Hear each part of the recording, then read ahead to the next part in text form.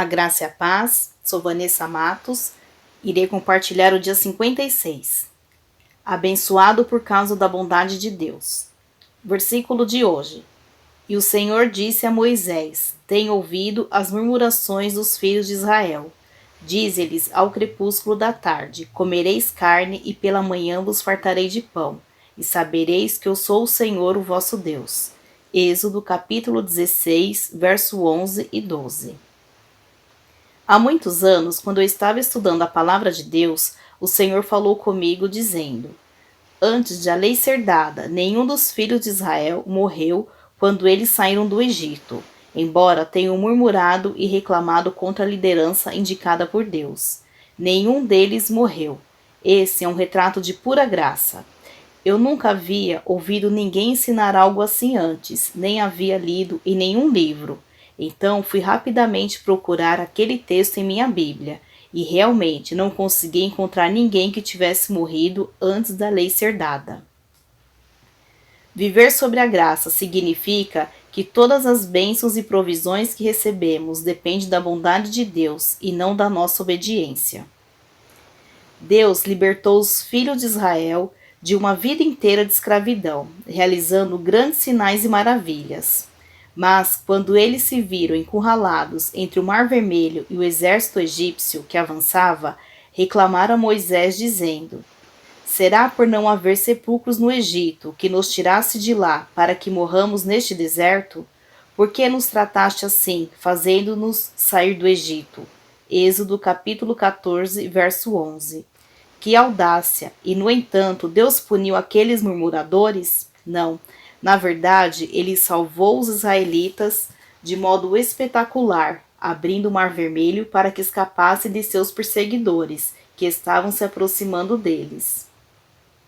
Depois de terem atravessado para o outro lado do Mar Vermelho, continuaram a murmurar sem parar, apesar das provisões milagrosas e da proteção graciosa de Deus. Em um lugar chamado Mara, eles reclamaram que as águas eram amargas, e Deus tornou as águas doces e refrescantes para eles. Êxodo capítulo 15, verso 23 ao 25. Então, quando não tinham comida, reclamaram com Moisés novamente, dizendo: Quem nos dera tivesse morrido pela mão do Senhor, na terra do Egito, quando estávamos sentados junto às panelas de carne e comíamos pão a fartar. Pois nos trouxeste até este deserto para matardes de fome toda esta multidão. Êxodo capítulo 16, verso 3. As suas críticas ferinas e ingratas eram dirigidas não apenas a Moisés, mas também a Deus. E então, Deus mandou chover fogo do céu e enxofre sobre eles? Não, ele fez chover pão do céu para alimentá-los. Era como se cada murmuração gerasse novas demonstrações da bondade de Deus. Sabe por quê? Porque todos esses eventos aconteceram antes dos 10 mandamentos serem dados.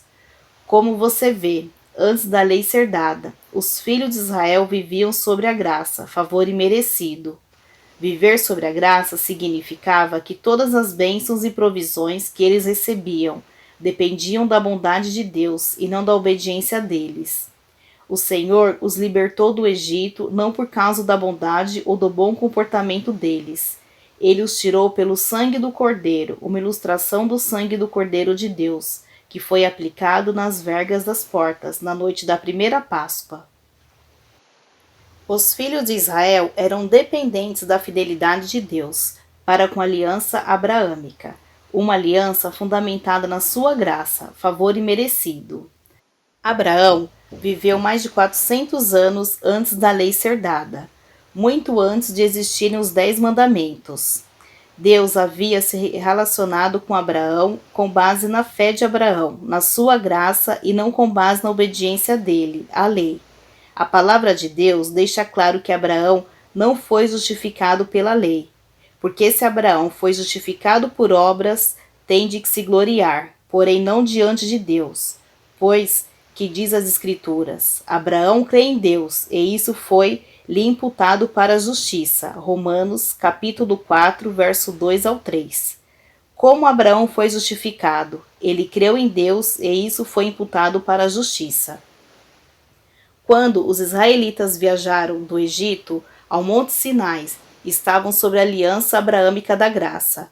Portanto, apesar dos seus pecados, Deus os libertou do Egito e os supriu de maneira sobrenatural, não com base na bondade e fidelidade deles, mas com base na sua bondade e fidelidade.